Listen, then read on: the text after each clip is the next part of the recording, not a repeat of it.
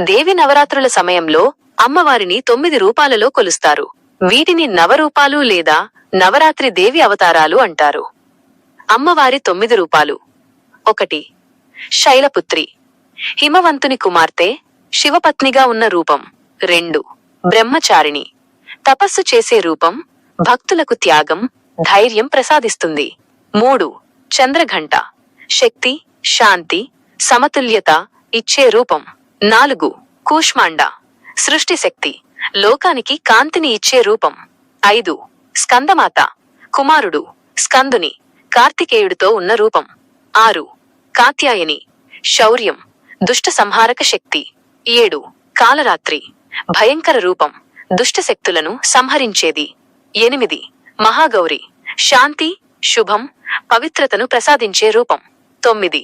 సిద్ధిదాత్రి, అన్ని సిద్ధులను, శక్తులను ప్రసాదించే తల్లి.